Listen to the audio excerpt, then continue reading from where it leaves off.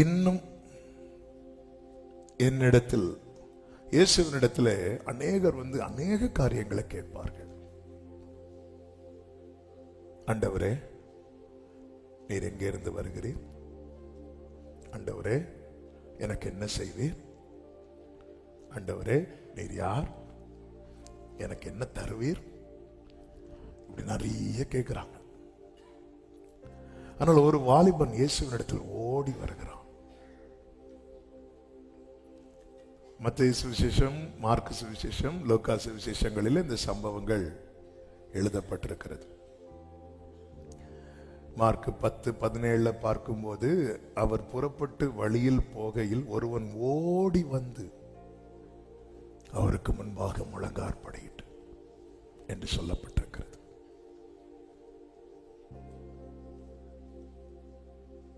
ஆண்டவர்கிட்ட கேட்கிறான், இன்னும் என்னிடத்தில் குறைவு என்ன? இன்னும் என்னிடத்தில் குறைவு என்ன? நியாயமான கேள்வி, ஒவ்வொருவரும் கேட்க வேண்டிய கேள்வி.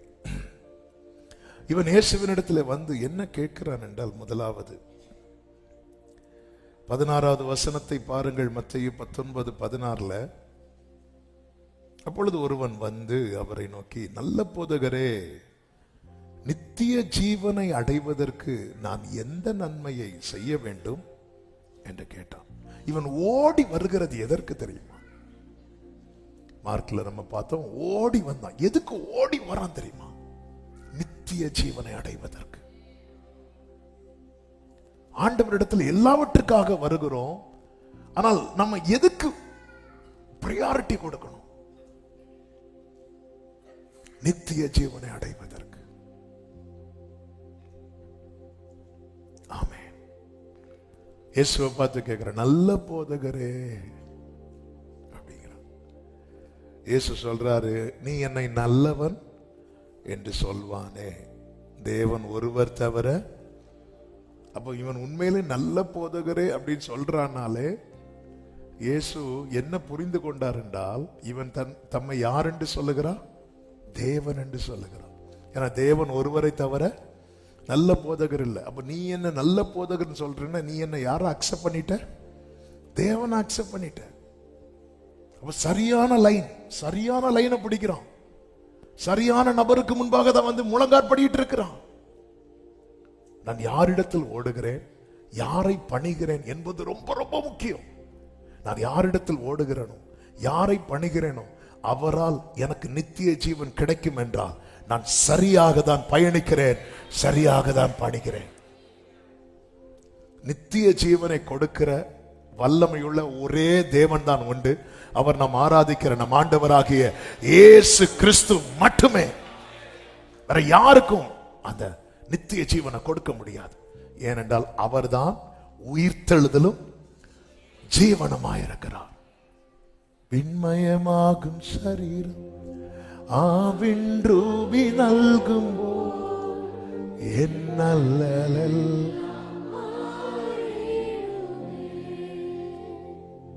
ஆண்டவரே, நித்திய ஜீவனை சுதந்திரிக்க மேலானதை தேடுகிறோம்.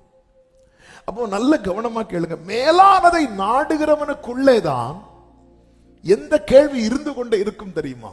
இன்னும் எனில் குறைவு என்ன? மேலானதை நாடுகிறவனுக்குள்ளேதான் என்ன ஒரு கேள்வி, உணர்வு இருந்து கொண்டே இருக்கும் என்றால், இன்னும் எனில் குறைவு என்ன? ஆமென். இந்த எண்ணம் நான் பெர்ஃபெக்ட்டா தான். இந்த ஆயக்காரனை பாருங்க. சாரி, ஒரு பரிசேயன் ஆண்டவருடைய ஆலயத்துக்குள்ள போய் தன்னில் இருக்கிற நிறைவை பேசிக்கொண்டே இருக்கிறான்.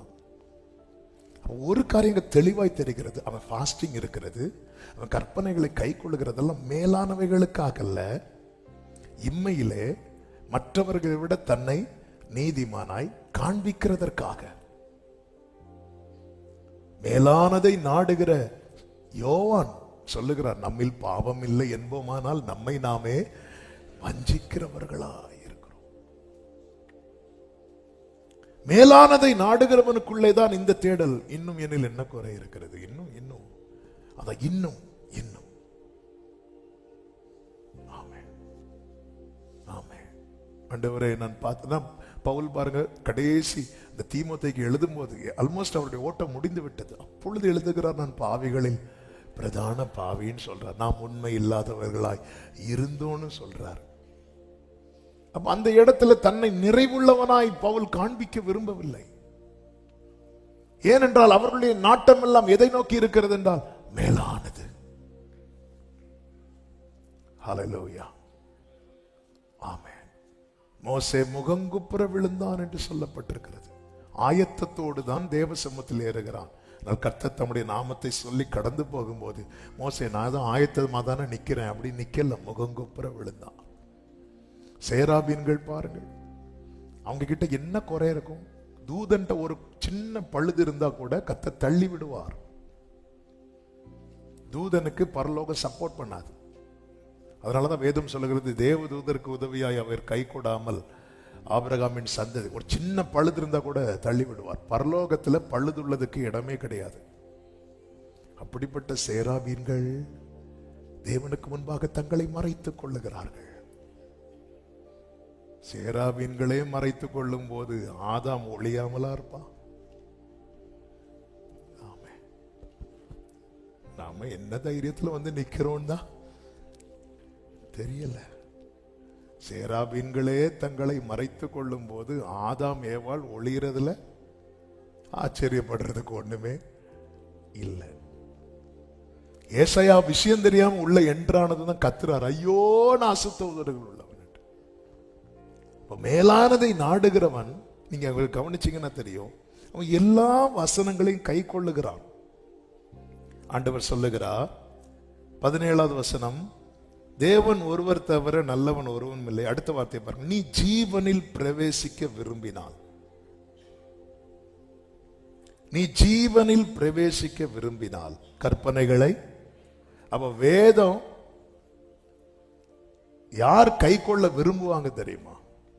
ஜீவனில் பிரவேசிக்க விரும்புகிறவர்கள். இந்த வேதத்தை, அதனாலதான் கர்த்தருடைய வேதத்தின்படி நடக்கிற உத்தம மார்க்கத்தார் நித்தியத்துக்கு போகணும்னு விரும்புறவங்க இதை கை கொள்ளுவாங்க. விரும்பாதவங்களை பத்தி ஆண்டவர் பேசல, விரும்புறவங்களை பத்தி. ஏன்னா இனி வரப்போகிறது அந்த கூட்டத்தை கூட்டிட்டு போக தான் வரப்போகிறார். நீ ஜீவனில் பிரவேசிக்க விரும்பினால், உனக்கு உண்மையில விருப்பம் இருக்குன்னா பைபிளை ஃபாலோ பண்ணிட்டார், அவ்வளவுதான். எந்த ஒரு மனிதனையும் தேறினவனாக நிறுத்தும்படி கொடுக்கப்பட்ட புத்தகம் தான் பரிசுத்த வேதாகம்.